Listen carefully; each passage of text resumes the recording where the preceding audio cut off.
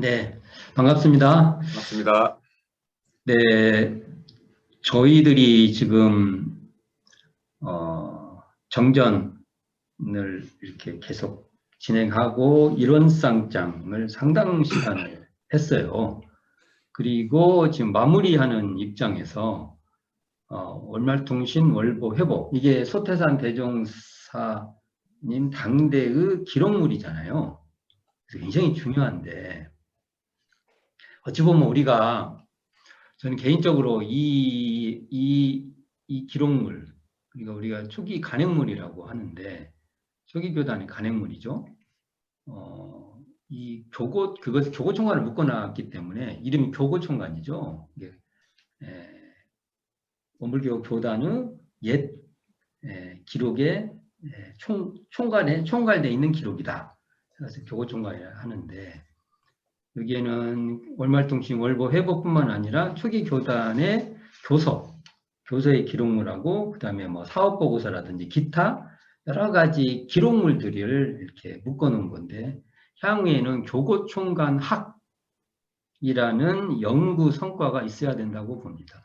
초기 교단을 이해하고 소태산 대종사와 그 제자들이 함께 했던 그 풍토를 이해하기 위해서는 이 기록물에 대한 논의가 반드시 필요하다라는 게 교단의 과제요. 우리에게 또 어찌 보면은 선물로 남아있는 그런 것이다. 근데 그 중에서 이런 쌍장과 관계된 그 법설과 초기 교단의 선생님들의 그 기록, 글, 감상도 돼 있을 수 있고 논설도 될 수 있고 기타 등등의 글들을 우리가 계속 4주에 걸쳐서 이렇게 읽어보고 거기에 대한 감상을 이원우 교무님하고 같이 나눠도 보고 그랬습니다. 오늘은 이제 마지막 시간인데 정산종사님의 일원상에 대하여라는, 어찌 보면 이게 논설이고 어찌 보면 논문이에요. 요 기록물이 일원상에 대한 논의에 굉장히 중요한 기록물입니다. 그것을 한번 또 읽어볼 거예요. 제가 전에도 한번 그 유튜브상에 이거 한번 올린 적이 있는데, 오늘은 그걸 막 구체적으로 꼼꼼히 할 수는 없고, 다음 주부터 저희들이 이제 나가야 될 사은부터 시작해서 사은, 사요, 사막 8조를 논의할 때 일원상과 관계가 어떻게 되냐 이거죠. 자, 우리가 공부를 하다 보면 일원상은 일원상대로 공부하고, 사은은 사은대로 공부하고, 사요는 사요대로 공부하고, 이제 또 사막은 사막대로 공부하고, 이런 면이 있어요. 그건 다 그 내용을 해보면 다 좋지만, 우리에게 이게 우리가 반드시 고민해야 될 것이, 대종사님께서 일원상의 진리를 우리의 생활과 연락시켜라고 그랬어요. 그 연락시키는 것은, 이 생활과 연락시킨다는 그 내용에는 일원상과 사은이 연락돼야 되고, 일원상과 사요가 또 이렇게 연결돼야 되고, 일원상과 사막이 연결이 돼야 돼요.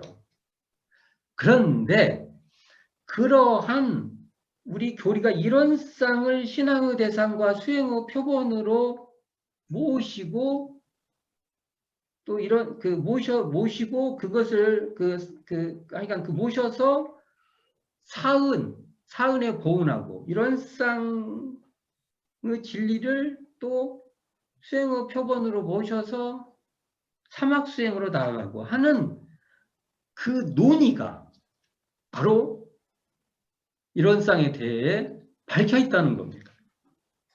우리가 그걸 따로 막 논의하기보다는 정산종사님이 초기교단 대종사님의 가르침에 따라서 어떤 논설을 펴신단 말입니다.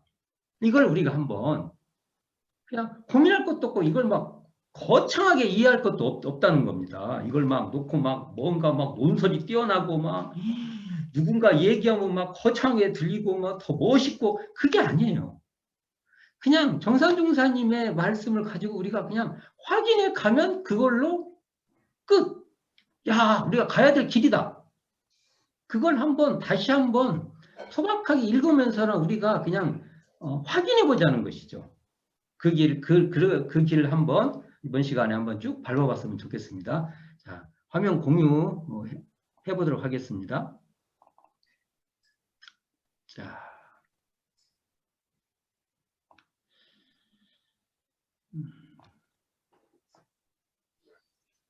자, 이제 화면 공유가 됐습니다. 자, 월말통신 월보 회보로 이론상 독해학입니다. 논설, 이론상에 대한 제가 논설이랑 붙인 거예요. 이건 이게 이제 회보 제 38호에 등장하는데 제가 앞에 좀 읽어볼게요. 이론상에 대하여는 이론상에 대한 논문이다. 이것도 제가 논문이라고 보는 겁니다. 이게. 그러니까 정산종사님 같은 경우는 단순히 법설만 하는 분이 아니에요. 이렇게 논설적 글쓰기도 하셨던 분이다. 자, 논설자 송규는 정산이란 법포를 필명으로 사용하고 있다. 원기 20년 1935년에 대각전의 이론상을 봉안하고 조선불교 혁신론을 발간하여 등상불 숭배를 불성이론상으로와 불성이론상 조성법을 천명한다. 그러니까 조선불교 혁신론에 이제 이게 확실하게 이론상을 숭배하는 법, 이론상을 조성하는 법이 확실하게 공개되는 거죠. 이후 2년 뒤인 원기 22년 9월, 10월, 10월에 이게 회보죠. 회보 9, 10월에 정산은 이론상에 대한 논문을 제시한다. 원기 22년 4, 5월호 그러니까 4, 5월 회보 4, 5월호에 발표된 주산 송도성의 신앙과 수행이란 논설과 더불어 초기 교단은 이론상 담론의 백미이다. 그러니까 이론상에 대한 논의를 하려면 이 두 논설이죠. 신앙과 수행이라는 논설과 지금 오늘 해야 될 이론상에 대한 논설은 우회하면 안 된다. 그러니까 저희들이 우리 그 전무 출신 후배들은 학교 교육 과정에서 이 내용은 그냥 항상 의두같이 우리에게 남아 있어야 된다는 이야기입니다. 소태산 대종사 가르침에 따라 사상적 단련을 한 것이라고 볼 수 있다. 그러니까 이게 그 이론상을 대각전에 조성한 전후로 대종사님께서 이와 관련된 법설을 많이 하셨을 거예요.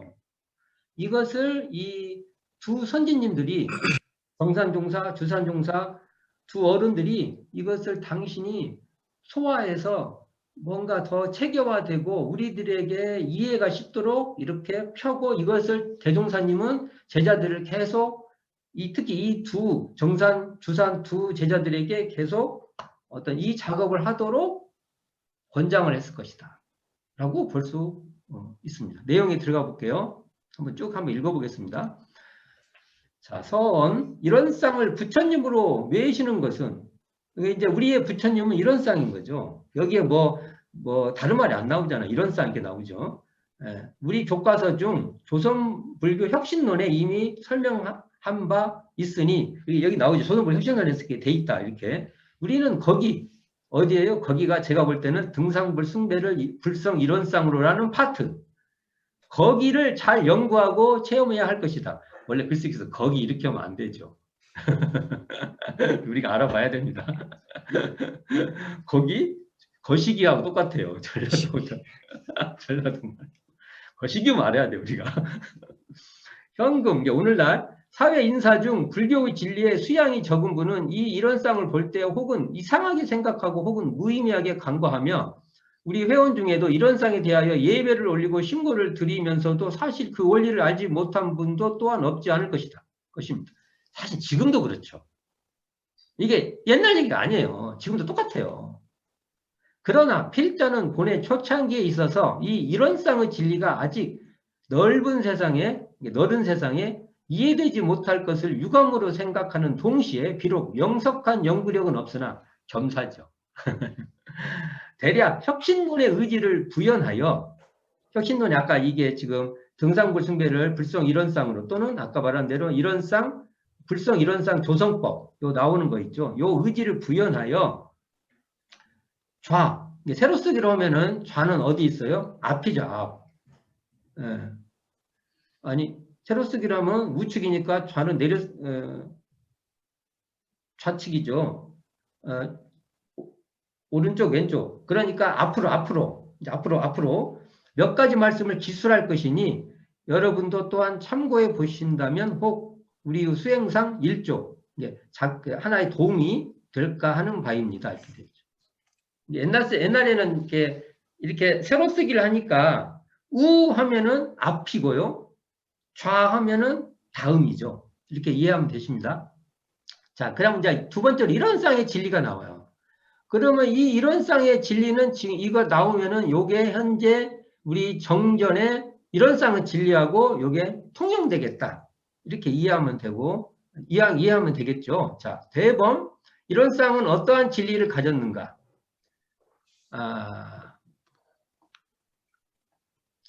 이론상은 곧 우주만물 허공법계의 전체를 대상한 것이요.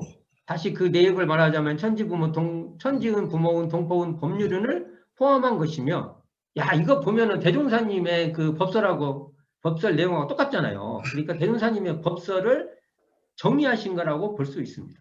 또는 생멸이 없고 거래가 없고 분별 주착이 없는 우리의 본래 마음을 형용하면은 이걸 드러냈다. 이렇게 모습으로 드러냈다. 형용한 것이며, 이것도 이론상의 현재 진리장에 나와 있는 내용이죠. 또는 불편불의하고 과하고 그 불급함이 없는 중형우도를 표시 나타낸 것이니, 그런즉 이론상은 곧 유무를 총섭하고 체형을 통일하여, 이거 대종사님 법설하고 비슷하죠. 대종사님도 유무를 총섭하고 이 나오죠. 이게 지금 여기 교의품에 이론상과 인간과의 관계에도 나오는 말이죠. 천만사리가 오직 이 한 곳에 바탕되는 지대지존하고 유일무이한 무상, 위가 없는 지위이니, 옛날 부처님께서 먼저 이론상을 도노하사 이름하시기를 불설이라 하셨고, 불성이라 하셨고, 역대 조사께서도 개개승승으로 또한 이 불성을 천명하셨으며, 이론상에 대한 학설도 상세할 뿐 아니라 어느 성현을 물러나고 진리 구경처를 의논할 때 천만 학설이 필경 이 이론상에 집중되나니, 그래서 초기에 이론상 앞에다가 불성을 붙인 거예요. 이론상은 옛날에 알고 있는 불성과 불성이다. 또는 거기에 심불도 붙이고 또 심체도 붙이고 그랬던 거예요. 그래서 제가 이론상에 수식어다, 심불, 심체, 불성 다 이론상의 수식어다 하는데, 또 이렇게 수식어라 하면 거기에 민감하게 바라보는데, 그러니까 이론상은 불성이고 심물이고 그렇게 이해하시면 됩니다. 예를 들면 유교에 있어서도 공자 높임말입니다. 일관지도, 이게 공자의 가르침도 하나로 그 가르침이 다 꿰뚫고 있다. 이런 거죠. 맹자의 양기지설, 호연지기 있지 않습니까? 주령계 선생의 태극도설 같은 것이 다 이를 의미하는 것이 아닙니까? 이로 본다면 이론상의 진리가 상지계급, 그러니까 지혜가 높은 사람, 우리로 말하면은 상근기에 있어서는 진즉 세상 이미 발병된 법이라 자연 중 모든 불성의 귀처, 부처와 성인의 귀처. 그럼 이게 뭐예요? 귀처럼 이게 재불재성의 시민자리라는 거죠. 이렇게 가 되는 바. 그러니까 재불재성의 시민자리니까 다 그분들은 다 이걸 일이관지 하나로 다 관통돼 있고 다 그렇다는 거죠. 본의 종사주께서 대종사님께서는 더욱이 이 이론상 봉한 방법을 정하시어 재래의 등상불 순배를 협식해 하셨으니, 이것은 곧 과거 세상에 숨어있던 그 진리를 직접 형상으로 나투게 하시고 소수인이 이해하던 그 불성을 널리 대중에 보이시어 모든 신자로 하여금 쉽게 가부를 떠나 진부를 깨치게 하심이라. 이었지 대도 확장의 큰 방편이 아니리요. 그런즉 우리는 이에 각성하여 먼저 이론상의 대의를 해득한 후 행주자와 어묵동정 간에 항상 이론상을 신앙하며 이론상을 숭배하며 이론상을 체받으며 이론상을 이용하여 잠깐도 이 이론상 부처님, 이런 용어가 나와요. 부처님이 아니라 이론상 부처님이다. 을 떠나지 아니하야 할지니 이것이 곧 불법 수행상 정로, 바른 길이라고 생각합니다. 저는 여기서 가불을 떠나 진불에 깨닫게 한다. 그러니까 제가 주장을 많이 하면 이런 쌍은 한편으로는 표상이면서 또 한편으로는 실상이다. 이런 얘기를 많이 하는 것이 이 대종사님께서 이런 쌍을 딱 내세우는 것은 이 표상을 대하는 즉시 실상에 직면해라. 이런 거죠. 그러니까 이런 쌍이 뭐 예를 들어서 이런 쌍은 진리의 그 진리를 표현하는 그것이다. 뭐 이건 손가락이다. 이런 쌍은 손가락이다. 뭐 이런 논의를 하는 것의 본인은 사실 그런 논의를 하는 본인은 가불 이런 쌍이 가불일 수 있죠. 그러니까 빌려온 부처님이잖아요. 빌려온 가불이 가짜 부처님이 아니라 빌려온 부처님인데 이 빌려온 부처님을 대하는 순간 진부를 봐야 된다. 이게 대종사님께서 이런 쌍을 우리에게 제시해 준 본이지 아니 그러면 등상불도 똑같이 그런 거 아닙니까? 등상불도 그걸 통해서 부처님의 그 마음자리를 바라고 하는 것이 본인데 그러면 뭐 등상불이나 이런 쌍이나 똑같잖아요. 상표만 바꾼 거잖아요. 그리고 그런 고민을 여기 정상유사님 말한 대로 가불을 떠나 진불에 이래야 된다. 이런 의미를 논해 봐야 될 것이라고 봅니다. 어느 교무님? 네. 여기가 일단은 이런 쌍의 진리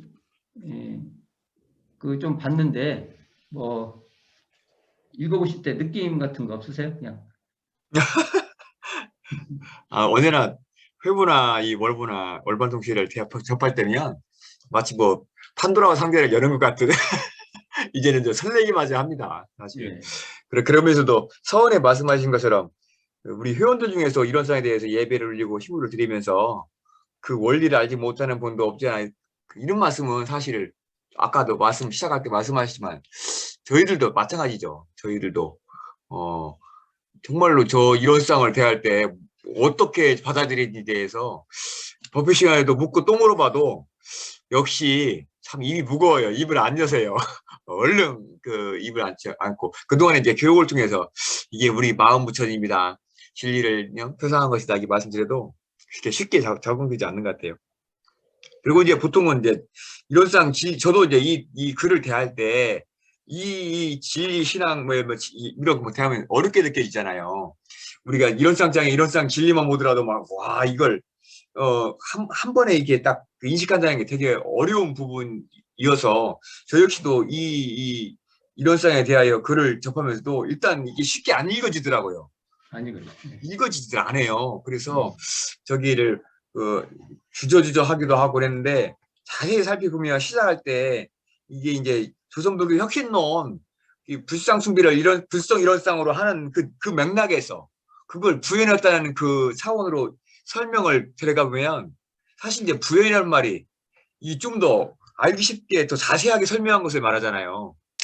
그리고 우리가 저희들도 이제 종법사님께서 신념법을 내려주신다든지 이럴 때 함부로 쉽게 부연한다는 말을 하면 안 되는 것 같아요. 사실은 그 원리를 자세히 알아야지 자세하게 더 설명할 수 있는 건데 이제 그렇지 못하는 부분이 없잖아 있고 이제 그래서 이제 그런 맥락에서 좀 접근하니까 쉽게 좀 접근이 되졌고 그리고 이제 보통은 이제 이런 쌍을 모신 이유를 설명할 때는 얼른 그런 얘기를 하거든요. 우리 이제 교의품에 나와 있는 말씀이지만 그 사은 전체를 우리가 신앙하기 위해서 이런 쌍 모셨다 보통 이렇게 하고 혹은 사은은 죄주고 복주는 증거를 여실하게 설명할 수 있지 않냐 이렇게 해서 이런 쌍 숭배했다고 하지만 여기에서 이제 가불진불 보고 저 깜짝 놀랐어요. 그 표상호 이론상으로 이래서 참 이론을 발견한다는 그 내목을 딱 말씀하시 같더라고요. 저도 이제 가를 이제 거짓 부처님으로 생각을 했거든요. 빌려온 부처님도 맞을 것 같고 거짓 부처님이라고도 생각해요. 가짜 부처님과 진짜 부처님을 이렇게 딱 알게 하는 방법일 수 있겠다. 이것을 보면서 다시 한번 이것은 좀 새롭게 와닿았어요. 이게 이제 우리가 이런 쌍을 대한다는 이렇게 제시한다는 것은 아니 이런 쌍이나 그런 식으로 따지면 이런 쌍이나 등상불이나 똑같잖아요. 맞죠. 다른 게 뭐가 있어요? 맞죠.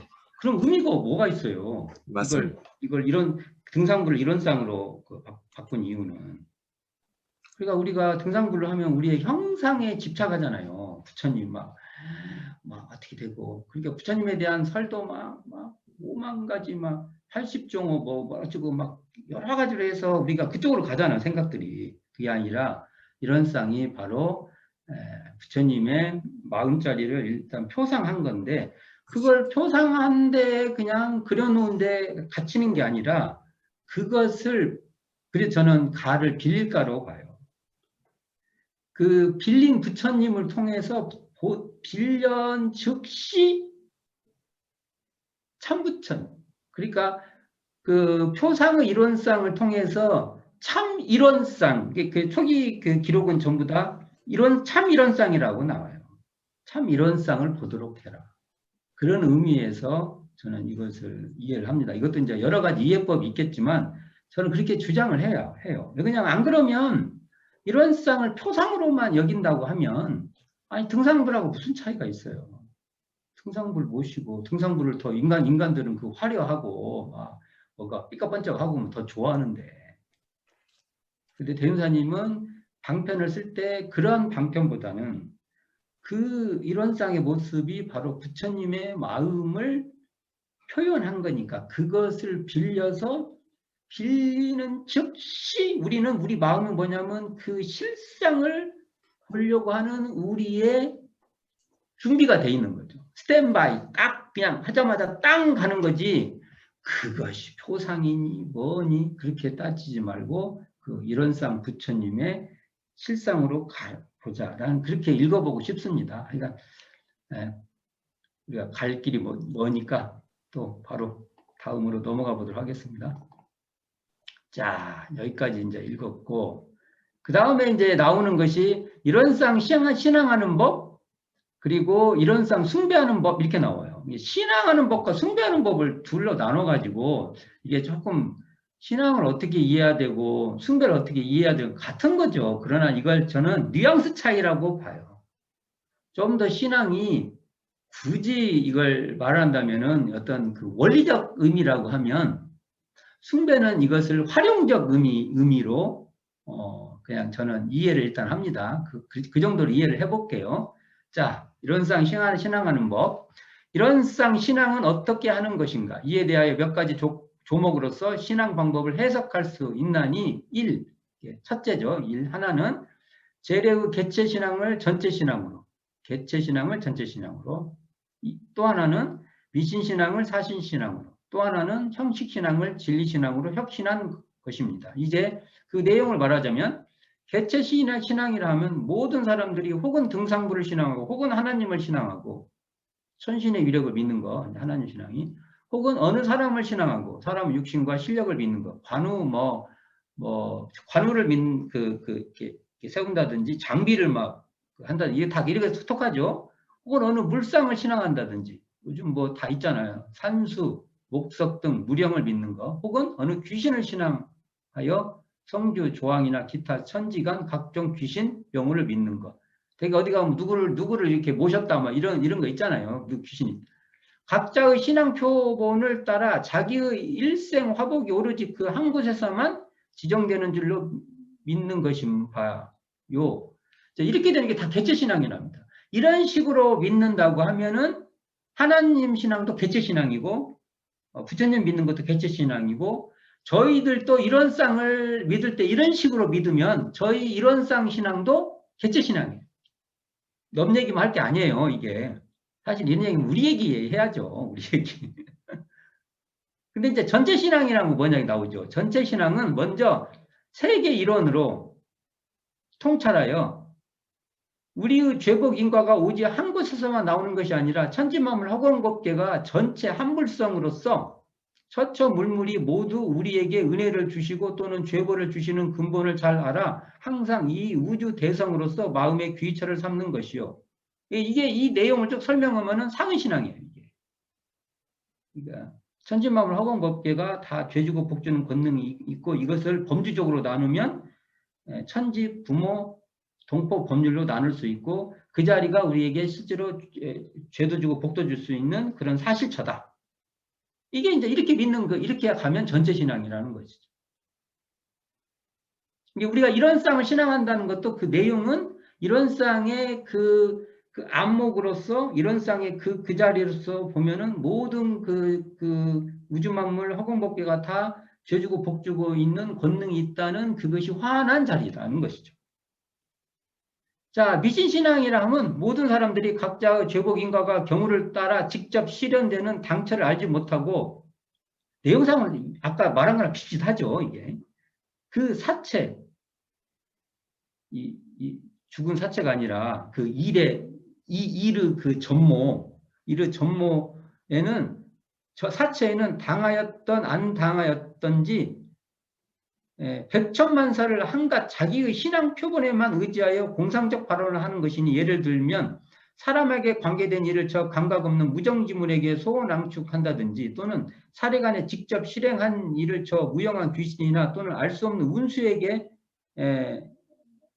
우연한 성공을 희망하는 것이 모두 그 유인 바요.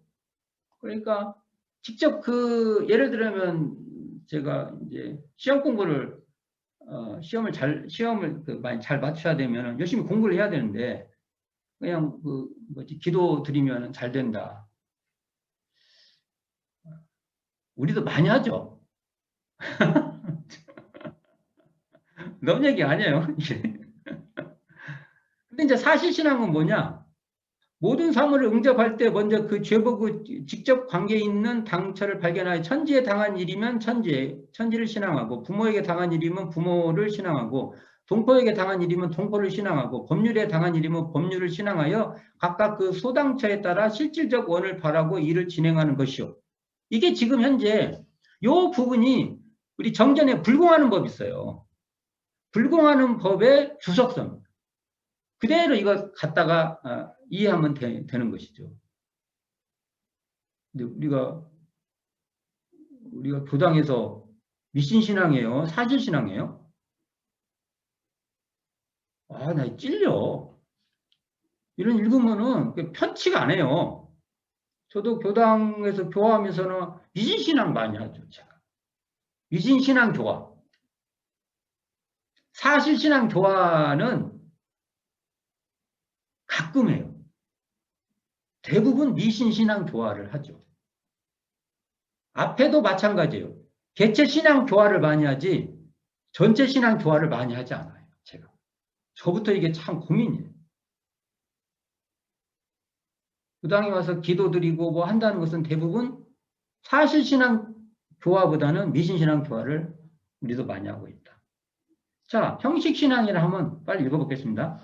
모든 사람들이 이치의 신명함을 알지 못하고 그 신앙 지식의 한강 명상이 구속되어 어떠한 명호나, 이게 불호나 신명, 하나님이나 뭐 부처님이나 그런 말이겠죠. 어떠한 물상을 의지하기 전에는 스스로 그 신앙력을 세우지 못함을 이름인가. 이런 거 많죠. 뭔가 거창한 이름이나 근사한 이름 같은 걸 붙여주면 뭔가 신앙심이 생기고 그러지 않습니까? 우리도.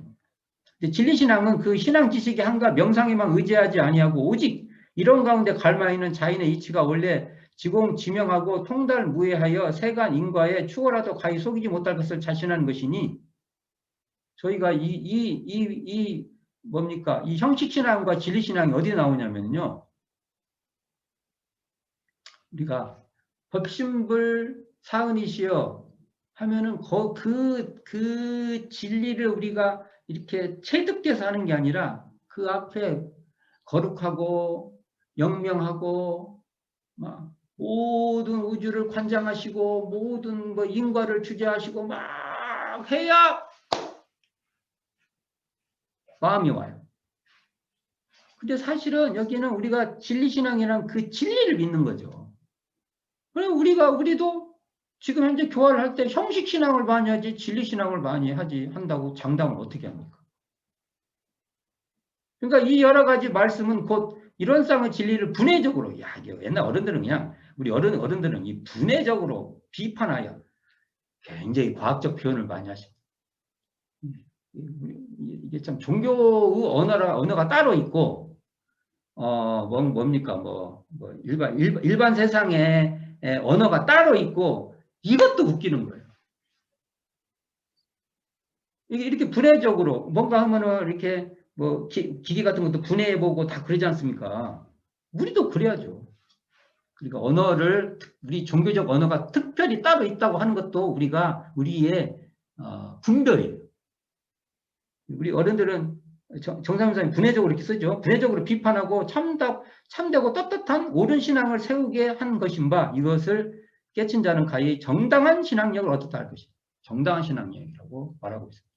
자, 이건 제가 이제 원리, 이건 조금 더 이런상 신앙하는 것은 원리적 설명이라고 제가 그냥 일단 한번 붙여봤어요. 그럼 뒤에는 이제 이것을 어떻게 좀 더 이렇게 적용해서 활용할 것인가라는 측면으로 이런상 숭배하는 법이라고 제가 봅니다. 이건 진짜 불공하는 법, 보은즉 불공. 요 내용의 주석설 아니도 과언이 아닙니다.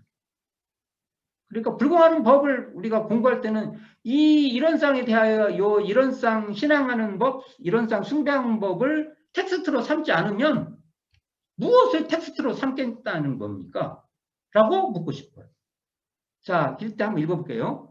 이런상 숭배는 어떻게 하는 것인가? 이것은 위에 말씀한 신앙 조목을 그대로 숭배하는 것이니, 그렇죠. 이것을 그 원리를 잘 알아서 그대로 이제 한번 활용해봐라. 그렇게 읽어볼 수 있지 않습니까? 즉, 재래의 개체 숭배를 전체 숭배로, 미신 숭배를 사실 숭배로, 형식 숭배를 진리 숭배로 혁신한 것입니다. 신앙을 숭배로만 바꿔져 있죠. 이제 그 내용을 말하자면 개체 숭배를 하면 모든 사람이 각자의 신앙 표본을 따라 오직 그 한 곳에서만 정성 공경을 다하고 그 외 다른 곳에는 널리 공경하지 않음을 이름임하요. 우리도 이런 쌍을 믿으면 다 돼. 이렇게 말하면 그 이런 쌍을 믿는 것이 그 하나님 숭배하는 것이나 부처님 숭배하듯이 그것만 하면 나는 모든 것이 다 되고 나는 복도 받고 나는 구원도 받고 막 이렇게 되면 우리도 이런 쌍 숭배를 그렇게 하면 똑같다는 거예요. 우리도 개체 숭배한다는 겁니다.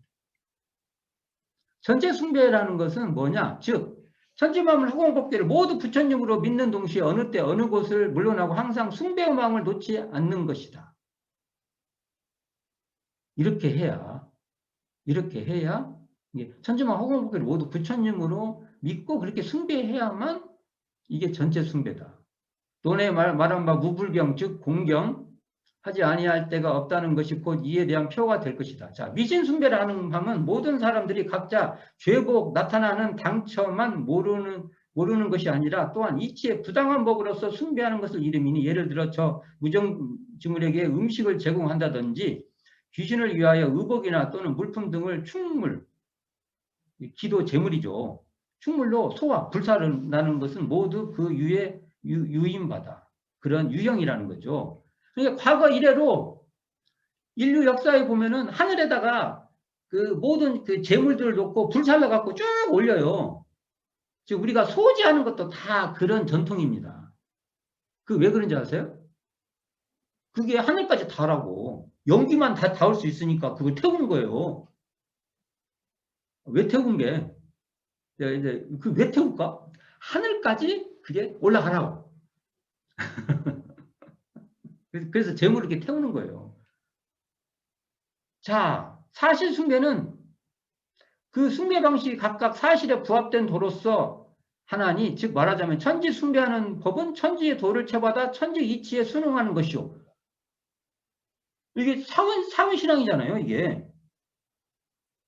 귀신 및 물상 숭배는 천지 숭배에 포함된 것. 자, 부모 숭배하는 법은 부모에게 심지 안락과 육체 봉안을 극진히하며 또는 무자력자 보호하는 법을 쓰는 것이요. 이게 부모의 도를 채받는 거잖아요, 이게요. 동포 숭배하는 법은 동포에 대하여 항상 자리타를 쓰는 것이요. 법률 숭배하는 법은 오직 시비에 명석하여 법률을 어기지 않는 것을 이름이니 통은 언지 그것을 통으로서 그것을 말하면 이게 전체를 통괄해서 쫙 말을 하면 그 6대 요령 보훈조항이 그것이요. 그 당대에는 이제 6대 요령이 교과서에 있으니까 지금으로 말하면 그 우리 정전에 그 사은장에 보면 보훈의 종목이 나오잖아요. 이게 바로 불공하는 법이에요. 불공하는 법 그대로 돼 있지 않습니까? 이게 불공하는 것보다 좀 더 자세해요. 여기에 천지의 도, 부모의 도, 동포의 도, 법률의 도가 등장을 해요. 그러니까 이게 불공하는 법의 텍스트가 돼야 돼. 우리가 이렇게 공부하는 그 텍스트. 부연 이렇게 더 설명해 주는 텍스트로 삼아야 된다는 거죠. 형식 숭배를 하면 모든 사람이 오직 명상에 의지하여 숭배의 마음을 바라고 명상을 떠날 때는 문득 그 마음을 놓아버리는 것이니, 다시 말하면 꼭 물물사사를 따라 그 정성과 공격이 여의치 못했다는 의미. 뭔가 좀 이름이 근사하고 막 그 칭하는 게 거룩하고 막 그래야 돼요. 교화를 하다 보면 저희도 이런 거 많이 하죠. 그렇게 하면은 신심이 생기고 그 어떤 그 형식적으로 뭔가 이렇게 풍성하면은 뭔가 마음이 생기고, 이 지대로 말하면은 그런가? 그게 되고. 진리숭배 볼게요. 진리숭배는 밖으로 명상을 대할 때나 안으로 암중에 처할 때나 물물사사를 다 공경하는 정성이 항상 변하지 아니하니 조금도 내외 간단히 없어서 중형에 말씀하신 바 신기독이라는 말씀이 있나니, 그 말씀은 독처, 혼자 있을 때도 조심하라는 말씀인데, 그같이 조심하는 공부에 힘쓰는 것이 물물사사를 다 숭배한다는 말이요. 그러니까 진리숭배는 그 진리대로, 이치에 따라서 하니까 그것이 막 형식적으로 막 그게 막 꿈이나 아니나 상관없이 그 진리대로 혼자 있어도 잘한다, 이렇게 되는 거죠. 또 다시 말하면 이런 쌍진리를 분해적으로 숭배하는 것인 바, 이것을 행한 자는 또한 정당한 숭배법을 얻는다고 말할 것입니다. 그냥 빨리 말해봤습니다. 자, 원우 교무님 공을 넘기겠습니다. 이걸 읽어보시고 어떤 감상이 계시는지. 저는 이제 그 이론상 신앙과 이제 숭배 이제 함께 이제 얘기하고 있는데요. 일단은 뭐 저희가 이제 텍스트를 이제 정전 대종경 정상적 법어를 공부하다 보니까 아무래도 이제 이론상 신앙하는 것을 우리가 정전 그 이론상장에서 나와지는 이론상 신앙과, 그리고 이제 교의편 4장에 나와 있는 이론상 신앙하는 법, 그리고 이제 정상적 법어 원리편 3장에 나와 있는 이제 이론상을 시장하자는 것은 이런 내용으로 이제 저희 인식이 있게 돼 있잖아요. 거기에도 이제 크게 이제 벗어나지는 않는 내용들이죠. 특히나 이제 저는 이제 신앙도 신앙이지만 저도 아까 이제 좀 헷갈렸어요. 이게 신앙과 숭배가 뭐가 다르지? 똑같이 불공하는 법 얘기하는 것 같은데 이게 이제 그래서 아까 이제 원리적으로 좀 밝힌 부분과 실질적으로 밝힌 부분을 좀 표현을 해주셨지만은 그렇습니다. 그러면서 이제 처음에 저희들 그 이런 그 신앙 배울 때 그 부정사자 말씀도 떠올랐고, 그래서 어찌 보면은 신앙의 신, 신앙의 영, 요 부분도 좀 떠올랐고요. 그리고 이제 특히 이제 불공하는 법은 그 대종경 교의품 그 9장부터 한 14장 사이에 끊임없이 그 말씀해 주시고 계시더라고요. 사실은 숭배라는 단어는 원래 잘 안 쓰잖아요. 그 이제 불교에서 이제 부처님을 숭배하고 서가모니 부를 숭배하고 이런 내용들의 이제 우리 모든 정서가 좀 배어 있기 때문에 사실 불상 숭배를 이론상 그 법승부 이론상 숭배로 불성 이론상 숭배로 돌리는 과정에서 신앙 혁신하고 신앙의 대상을 바꾸는 과정에서 이러한 설명은 정말 많이 당시에는 중요하게 느껴질 수밖에 없었던 것이 아닌가 생각도 들어져요. 저희들도 지금도 생각해 보면 숭배란 단어는 거의 안 쓰고 있으니까요. 사실 이제 그런데 이제 대종경의 교육품에 그렇게 말씀해 주신 분도 있고, 이것은 이제 이렇게 딱 사실은 이제 수행품 대종경 정전 수행품 10장에 나와 있는 불공하는 법의 텍스트를 생각한다면은 이것을 우회하면 안 된다는 것이 저도 공감하는 부분이죠. 좀 더 자세하게 설명되어진 부분이라 그렇습니다. 어쨌든 저도 뭐 이거 이제 많이 서로 읽어보고, 이게 뭐 아까 말한 대로 신앙 수행을 뭐 비슷한 말을 왜 반복하셨을까, 의도가 되셨겠죠. 그래서 저도 뭐 이게 참 고민이 많이 했는데, 신앙은 그 원칙을 얘기한 것 같고요. 좀 원칙적인 얘기를 한 것 같고, 숭배는 그걸 어떻게 좀 더 적용하고 활용할 것인가 라는 걸로 보면 좋겠고, 특히 숭배는 특히 더 숭배한다는 표현은 불공과 통해입니다. 이게 숭배를 불공적 차원으로 숭배한다는 것은 불공하는 거하고 같은 건데, 여기서 한 가지 이제 여기서도 내용이 쭉 나오는데, 원불교에서 불공이라고 하면 그건요 사은에 보은하는 겁니다. 불공이라는 말도 불교에 쓰기 때문에 굉장히 스펙트럼이 넓어요. 그 언어를 써도 그 사람이 내면에 갖고 있는 게 다르단 말이에요. 근데 원불교 소태산 대종사가 불공이라고 하는 것은, 불공이라고 말씀하시는 것은 바로 사은을 부처님으로 여기고 그 사은에 고운하는 것이 바로 불공이다 이거예요. 이런 지점을 반드시 우리가 좀 왜냐하면 이게 불공하는 법에 자세히 나와요. 그리고 여기도 보면은 아까 말한 대로 천지의 도, 부모의 도, 동포의 도, 법률의 도를 이렇게 실행하는 것이 바로 바로 신앙이고, 이론상 신앙이고, 이론상 숭배다고 나와요. 그럼 이것이 불공한 법에 그대로 나오잖아요. 그러니까 우리 표어에, 교리도 표어에 고운즉 불공, 이 말은 고운이 지금 우리가 알고 있는 불공이야. 그렇지? 자네들이 알고 있는 불공이 말하는 게 아니고 고운해야 불공인 거야. 이렇게 우리는 읽어야 된다 하고 저는 생각하고 많이 읽어봤으면 좋겠습니다. 이것을 또 우리가 많이 이걸 어떤 논의를 많이 하기보다 이것이 이걸 아까 말한 대로 제가 많이 예를 들어서 불공하는 법을 공부하는데 이런 쌍의 신앙과 수행을 우회하고 불공한 법을 공부한다는 것은 우리가 정말 선진님들의 그 공부심에 죄송하죠. 그걸 우리가 참고를 하고 그 뜻을 잘 이해하려고 해야 되고, 정산용사님이 이렇게 해주신 거에 대해서 우리가 정말 관심이 없는 거죠. 그렇게 봤으면 좋겠습니다. 자, 또 다음으로 넘어가 보겠습니다. 자, 이제는 다시 이런 쌍 채받는 법이 등장해요. 이제 이게 이런 쌍 수행과 좀 관계가 있는데, 자, 읽어보도록 하겠습니다. 이런 쌍은 어떠한 법으로 채받는 것인가? 이것은 곧 나의 성품을 스스로 회광반조하자는 것이니 앞에 기록이죠. 앞에 기록. 이런 쌍이 진리예요, 이게. 전기에 말씀한 바와 같이 우리의 마음은 원래 생멸이 없고 거래가 없고 분별주착이 없는 오직 이론한 참 성품이건만은, 현재 이론상 진리하고도 굉장히 이렇게 통용되는 말이죠. 육군을 설명합니다. 안이비설신이. 육군이 육식은 육군이 각각 분별력이 있음을 육식이라고 하고, 이런 정의도 굉장히 좋은 정의입니다. 이거 설명할 때 진짜 육식 설명하기 참 어려워요. 근데 육식은 육군이 각각 분별력이 있음으로 육식이라 한다. 이런 설명도 굉장히 우리에게 앞으로 참고할 내용이다. 자, 육식이로 화하고 육식이 육진은 색성양 미총법, 육진을 응하여 그 가운데서 자연 무수한 망상 번뇌가 일어나서 드디어 그 진성, 여기 진성 나오죠. 진성이 어디 나오면 좌선법에 나와요. 이 표현법이. 진성을 잃어버리게 되는 것인가.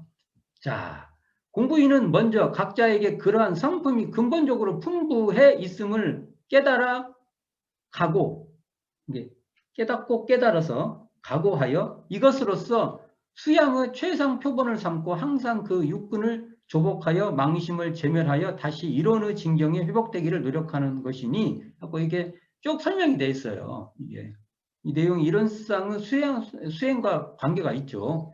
이제 여기 다음이 중요해요. 우리가 매일 연보를 하고 좌선을 하면 기타 모든 시간에 오직 전의를 연마하는 것이 다 이에 대한 실행적 과정이 아닙니까? 자, 우리가 매일 연부를 해요. 그리고 좌선을 해요. 근데 이런 쌍과 어떤 관계가 있는지 우리가 고민합니까? 연부를 하는 것도 바로 이런 쌍에 대한 실행적 과정이고, 이런 쌍을 실행하는 그런 과정이라는 거죠. 그리고 좌선을 하는 것도 이런 쌍을 실행하는 거예요. 우리가 우리에게 있어야 된다는 거죠. 그러한 중에 이 공부를 긴밀히 하기로 하면 그 마음 가운데 항상 이런 쌍, 그리고 가로에 뭐라고 하냐면 이런 쌍을 망상 없는 것. 와, 정산종사님 베리굿. 제가 베리굿이라고 하면 안 되지. 이러고 보면 진짜 이런 쌍은 망상 없는 것 딱. 이런 쌍을 여기서 표상인이 이런 말 안 하잖아요. 그러니까 어떨 때는 표상으로 쓰지만 어떨 때는 그것을 그냥 진리의 그 자체로 보는 거예요.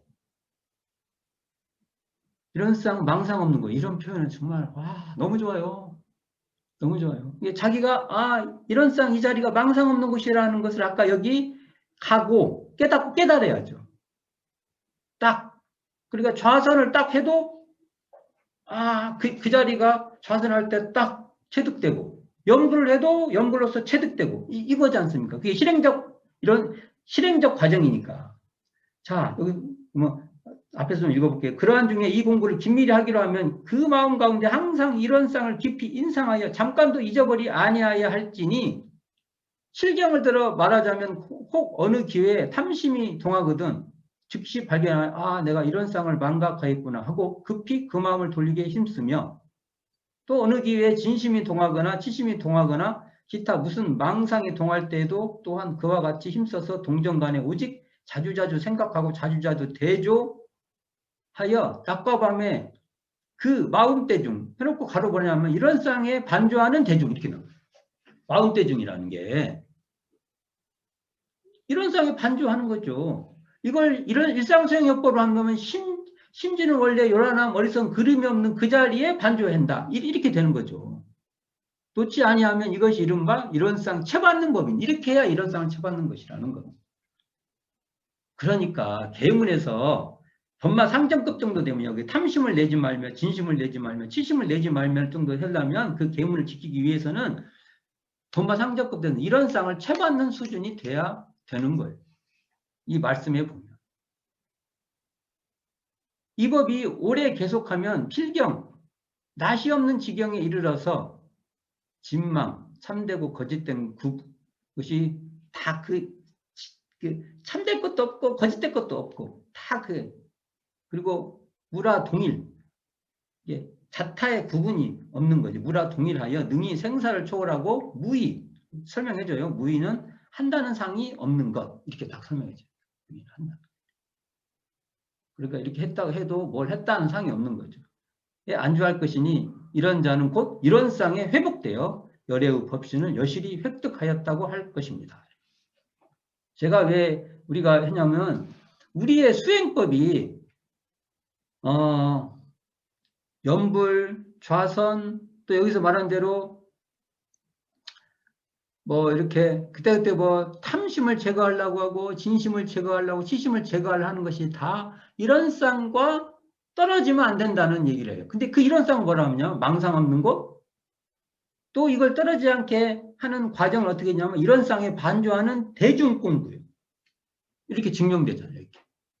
정사중사님의 이 논설에 보면 우리가 앞으로 가야 될 제가 왜 이걸 하냐면 앞으로 정전 수행편을 공부할 때 나중에 뭐 좌선법을 공부하든지 연불법을 공부하든지 뭐 일기를 한다든지 뭐 기타 등등을 해도 이런 쌍이 망상 없는 것 이 망상 없는 이런 쌍에 반조하는 이 대중심을 놓치고는 그런 공부 그 모든 좌선이 됐든 연불이 됐든 기타 수행법이 어긋난다는 겁니다. 이게 여기 나오잖아요. 정산중사님이 이렇게 밝혀주셨지 않습니까? 많이 읽어봐야 된다고. 우리에게 제시해주고 있다.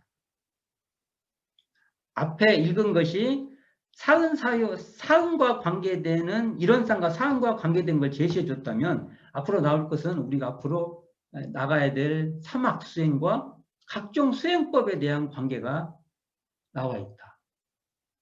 앞에 내용이 이런 쌍 신앙과 이런 신앙과 숭배가 사은과 불공하는 법에 대한 이 관계가 형성되어 있다면 지금 읽는 것은 우리들이 이런 그 사막 수행과 각종 수행법, 훈련법과 관련이 있다. 뒤에 또 봅시다. 뒤에 제가 정기훈련법과 상시훈련법 적어놓은 게 이게 훈련과 좀 관계가 있을 것 같아요. 자, 이런 쌍 이용하는 법. 이런 쌍 이용은 어떻게 하는 것인가? 이것은 곧 이런 쌍을 잘 체득하는 공부인으로서 모든 경계를 응용할 때 또한 이론적 실행을 하자는 것이니 이론적 실행은 뭐예요? 이런 쌍을 채받아서 행한다 이 말이잖아요. 이론적 실행이. 그러니까 이론적 실행 우리가 그 모든 경계를 응용할 때도 바로 이런 쌍을 떠나면 안 된다는 얘기가 지금 나오는 건데 자 봅시다. 이론적 실행이라 하면 즉 희노애락도 끌리지 말고 비기지도 말고 과하지도 말고 불급하지도 말아서 백천만살 오직 공변되고 오직 바르고 오직 가운데하고 오직 떳떳한 처리를 이름이니 이것이 곧 성품에 나타나는 양심의 소작이요.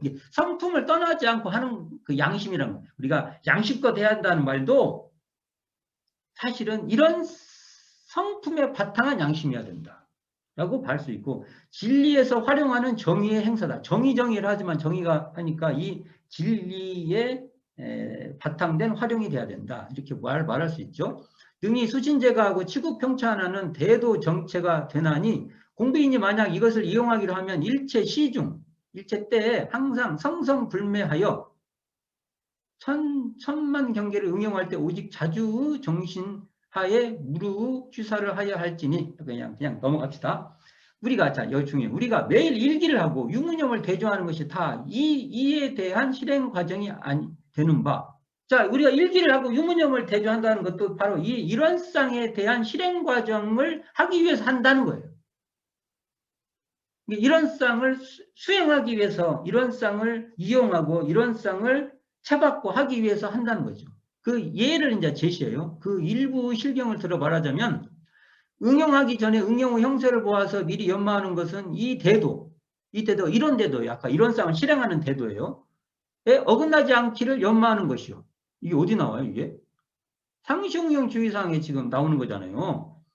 응용할 때 온전한 생각으로 취사하기를 주의하는 것은 이 대도를 어기지 않기를 취사하는 것이요. 응용한 후에 즉시 대조하기를 주의하는 것은 또한 이 대도에 어긋나지 않하였는가를 조사하는 것이니, 이게 지금 상시응용주의상 1조, 2조, 6조예요. 그러니까 상시응용주의상 1조, 2조, 6조도 일원상을 수행 후 표본으로 삼아서 일원상을 실행해 가는 그런 과정이라는 얘기죠. 근데 우리가 이제 상시응용주의상을 공부할 때, 이게 지금 일원상을 실행하는 과정이라는 우리의 이 촉이 있냐 이거예요. 우리의 논의에 있냐 이거예요. 정산유 사님 말씀이잖아요. 이게 정산유 말씀 안 들을 거예요, 우리가. 그와 같은 줌이란 공부로서 시종이 여일하면 자연 중 모든 일이 점점 골라 맞아서 사사처처에 항상 일원을 떠나지 아니하고, 여기 일원을 떠나지 않는다고 나오죠. 필경 만선 온갖 선을 겸비하여 성취할 것입니다.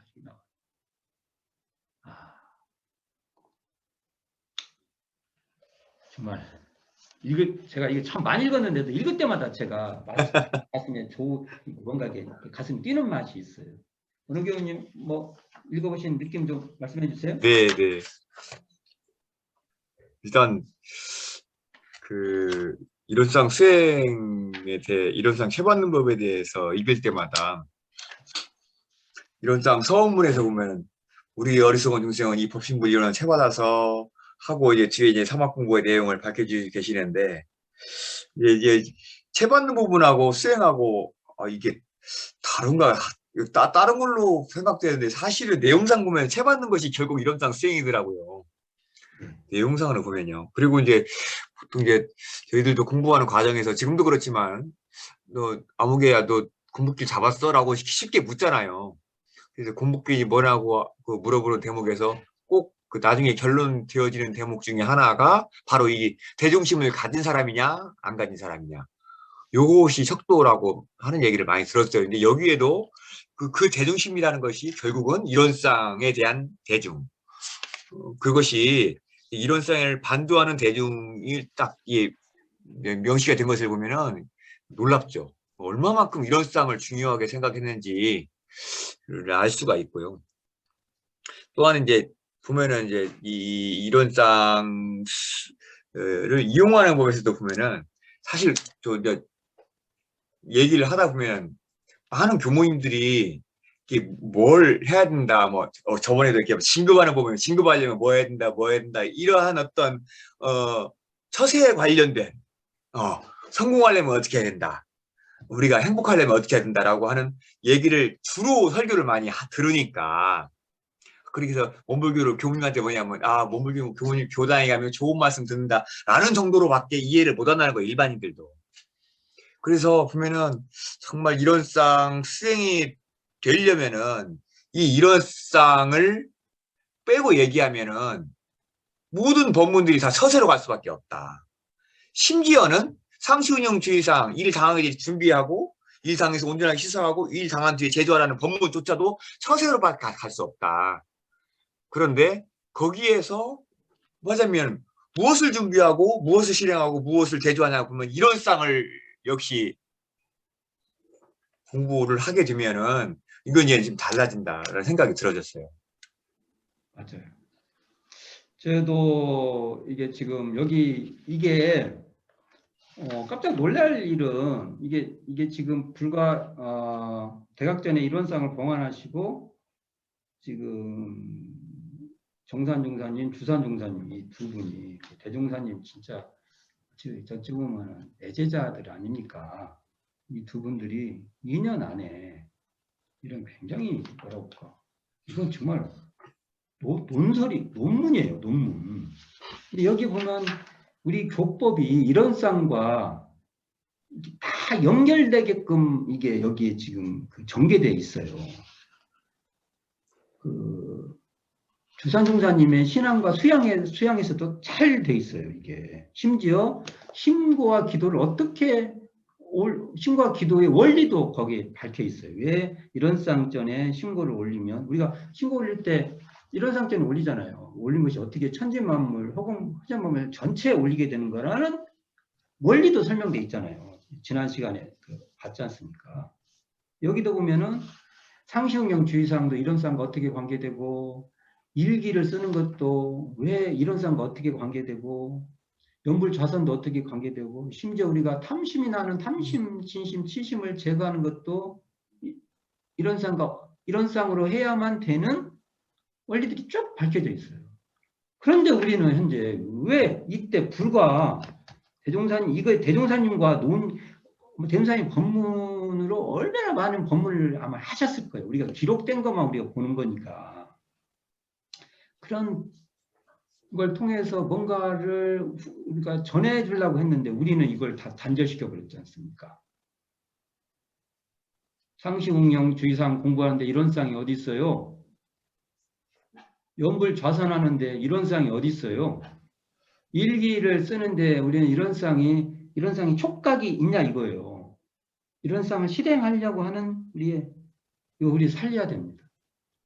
여기 계시잖아요. 저희 누군가 따로 얘기한 게 아니라 이게 정산종사님의 우리에게 주신 길이에요. 길.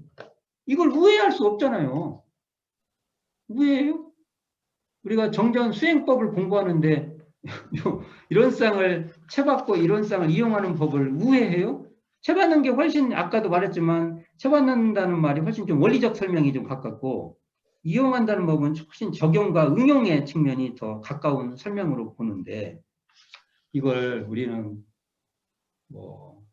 이게 정확하게 뭐다 이런 걸 따지기 전에 야 이런 게 우리 정산종사님 대종사님 모시고 정산종사님 이런 분들이 우리에게 길을 제시해 줬다는 그 어떤 선물로 받아들여서 우리가 계속 갖고 가야 된다 라고 목놓아는 말 못하고 이렇게 좀 진지하게 말해봅니다. 자, 또 갈 시간이 있으니까 나머지 좀 읽어보겠습니다. 자, 이제 결론이죠. 어찌 보면 통론이라고 되어 있는데 이게 결론인데 한번 읽어보겠습니다. 이상 각절의 대지를 총괄적으로 말한다면 또한 타력과 자력 두 가지로 분해되나니 신앙과 숭배는 이런 쌍을 상대로 한 타력이요 체득과 이용은 이런 쌍을 상대로 한 자력이니 이런 쌍 공부가 자력인 중에도 타력이 포함되고 타력인 중에도 자력이 포함되어 자타력 병진법으로 이 무궁한 사리를 원만히 이행하는 바. 야 여기 보면 자타력 우리가 보통 자타력 병진신앙 이런 신앙 수행의 병행 이런 표현이 나오잖아요. 근데 여기에 딱 나오잖아요. 신앙을 하면 신앙에 대한 효과가 나타나고 숭배를 하면 숭배에 대한 효과가 나타나고 체득을 하면 체득에 대한 효과가 나타나고 이용을 하면 이용에 대한 실효가 나타나서 능히 복리, 복된 이익이죠. 복리를 수용하고 불과를 증득하나니 이게 우리가 보통 불과를 증득한다고 할 때 이 불과는 내용이 달라요. 어떤 내용이냐? 이론상 이렇게 신앙하고 이론상 신앙하고 숭배하고 이론상을 체득하고 이용하는 그런 불과예요. 이 언어만 갖고 또 불과라고 하니까 뭐 또 뭐 어쩌고 저쩌고 이렇게 나가면은 곤란합니다. 예. 이것이 곧 무상대도, 위가 없는 대도이며 실천실학이 되는 것입니다. 이런 언어는 참 실천실학이라는 이런 언어도 굉장히 정말 이렇게 파괴력 있는 언어예요. 이게. 실학이라는 표현도 그런데 옆에 실천실학이라는 그만큼 실천을 강조하셨다. 여기 우리가 이론상을 채받는 법 이렇게 나왔잖아요. 근데 여기서 채받는다는 것은 정상회상 표현하면 체득한다 이런 의미가 셉니다. 여기 체득이 나오니까 이론상을 체득해서 채받는다 하면 체득한다. 우리가 체득한다고 할 때는 보통 몸으로 이렇게 직접 이게 아까 실천하고 관계가 있는 거죠. 실천하려고 하는 그러한 채받는 거죠. 자, 그러나 만약 이 진리를 알지 못하고 한갓 맹목적으로 이론상 위패에만 국한하여 그 신앙과 숭배를 올린다면 이런 재래의 등상불 숭배에 다름이 없는 것이요. 여기 나오잖아요. 우리가 여기 이론상 위패라고 나오죠. 이게 재밌는 게 이거 이제 한번 얘기해 볼게요. 위패는 지금은 별거 아닌 것 같지만 옛날에는 위패는 어마어마한 겁니다. 위패 함부로 했다가는 큰일 납니다. 그잖아요. 옛날에 이론상도 위패 안에 있었어요. 그리고 우리 옛날 위패 보면 이렇게 테두리가 있어요. 이게 위패를 형상화한 거예요. 위패. 이론상도 위패 안에 있는 거예요. 그러다가 이제 하다가 보니까 위패를 없애고 이론상만 모셔도 되는 쪽으로 우리가 발전해 온 거예요. 예술도 그래요. 처음에는 어느 형식이 있다가 그 어떤 구도나 어떤 그런 형태를 이렇게 지워버리고 하죠. 똑같은 건데 그때 처음에는 이론상 위패라고 한 겁니다. 그래서 사실은 대각전에 처음에 모셨던 것은 위패를 모신 개념이 더 이론상 위패를 모신 거죠. 지금도 우리 현재 총구 대각전에 가면은 위패 안에 이론상이 있죠. 그런 게 이게 하여간 이론상의 그 형식의 변천이 있는 거죠. 위패에서 탈위패로 갔다. 이렇게 볼 수 있죠. 우리의 그 개념이에요. 개념. 관념. 자, 근데 이렇게 맹목적으로 이론상 위패만 국한되면 이게 등상불 숭배하고 다름이 없다는 말씀을 지금 하고 있는 거예요. 정상에서 하신 말이죠. 또는 이론상 위패는 또 반대입니다. 이론상 위패는 오직 가면에 지나지 못한다 하여 거기에 공경 예배를 등한히 한다면 이는 또한 이론상 봉안하는 본의를 모르는 것이니 그렇죠. 또.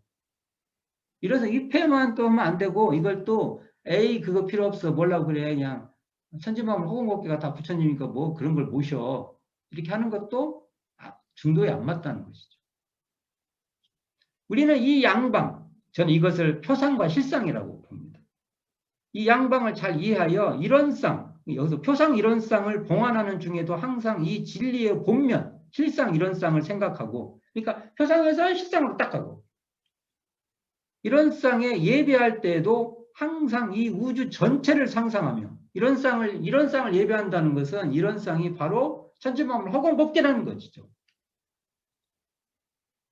심과 기도를 올릴 때에도 항상 그 일심은 능히 자연을 감동하는 묘력이 있는 것을 신앙할지며 또는 채받는 공부에 있어서도 이론상을 오직 원적하고 분별 주착이 없다 하여 입정 출정의 기회와 차기 불착의 본의를 알지 못하고 아무 대중 없는 무기식에 빠져서도 아니 될지며 무기식은 혼침한 것. 이때 참 정확한 표현입니다.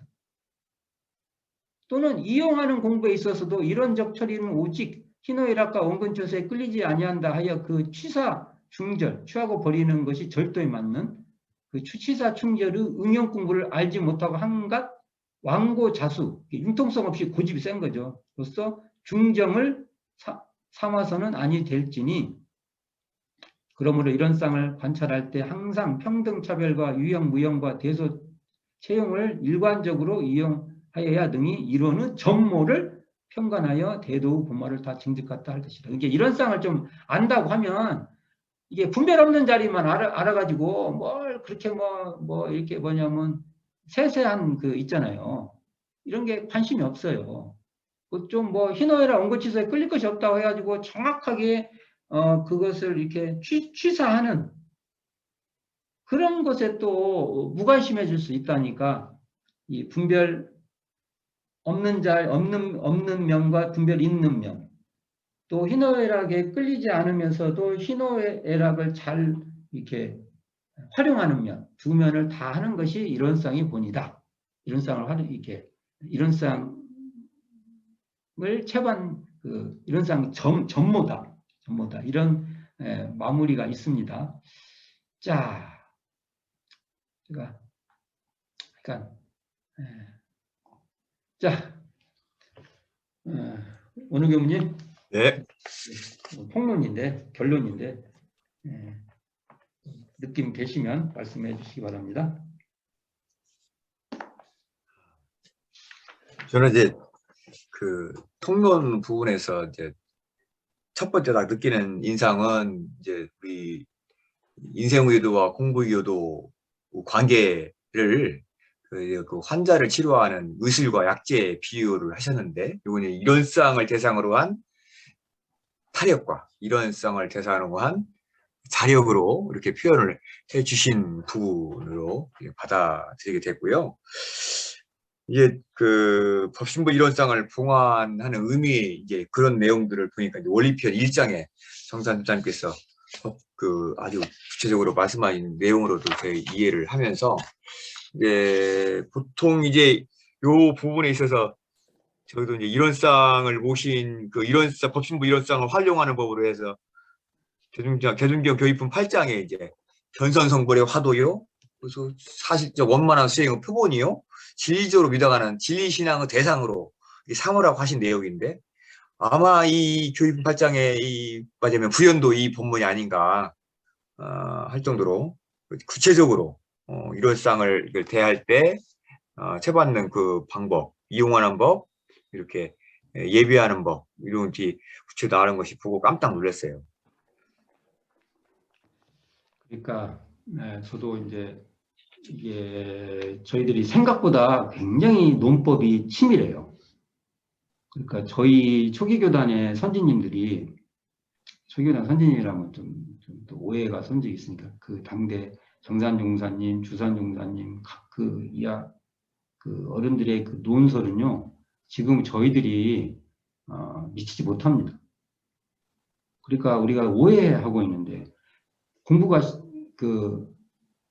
어려운 말하면 안 된다 이렇게 말하잖아요. 그렇지 않아요. 그렇지 않지 않았습니까? 이거 쉽게 이해될 내용이 아니에요, 이게. 그러니까 깊이가 있는 건 깊이 있게 해야 되고요.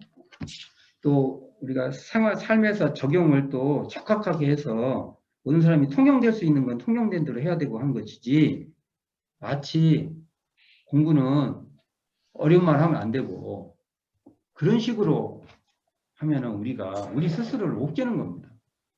그러니까 원리를 밝힐 것은 충분히 원리적으로 밝혀야 되고요. 그걸 또 잘 소화해서 우리 삶에서 활용할 때는 또 그 나름대로 또 그게 대중화되도록 또 해야 되고, 그런 것이지, 우리가 혹시 교육으로 따지면 하향 평준화 시켰는지 몰라요.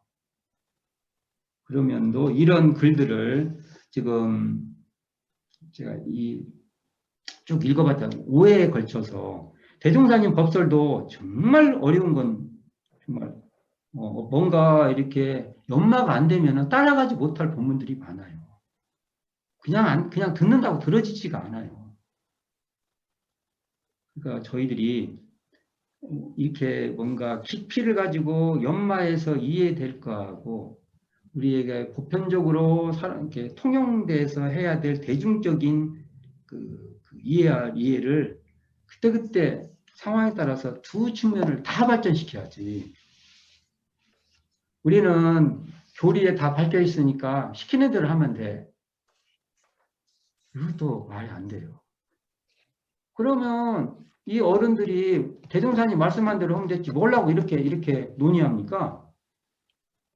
대종사님 시키는 대로만 하면 되죠. 우리 선배님들이 혹시 이렇게 갔다 보면 우리 선배님들이 오독한 거예요. 공부에 대한 오독이다. 우리 선배님들 고쳐가야 됩니다. 이런 말도 조심스러운데. 그러나 한번 고민해보자는 얘기를 한 겁니다. 우리 선진들의 글들을 이 5회에 걸쳐서 읽어봤는데 이런 것들이 만만치 않다. 그리고 우리는 이렇게 신신당부한 얘기를 어느 때부터 있는지도 모르고 고민도 않고 그러면 우리가 할 일도 아니고 마치 이렇게 이해됐다고 하면 우리는 반성해야 됩니다. 이제라도 이걸 읽고 또 읽고 해서 대종사님 가르침 정전에 이해하는 소중한 참고서라고 할게요. 참고서로 우리는 정말 애독해야 된다고 봅니다. 그러니까 원우 교무님하고 5회에 걸쳐서 또 이렇게 둘이 이렇게 주고받는 서로 문답하는 시간을 가져봤는데 전 느낌이 좋았어요. 언제 또 기회 있으면 이런 시간을 한번 또 가지면 좋겠다라는 생각도 갖고 있고요. 어쨌든 이런 5회에 걸쳐서 했던 것이 많은 분들에게 좀 읽혔으면 하는 바람이 있습니다. 그 바람이 이루어질지 염려도 되지만 희망을 가져봅니다. 하여간 원우 교수님 그 5회에 걸쳐서 같이 이렇게 문답하시느라고 수고하셨고요. 고맙기도 하고 또 이제 다음 주에 또 다른 시스템으로 또 만나보도록 하겠습니다. 수고하셨습니다. 감사합니다. 수고하셨어요.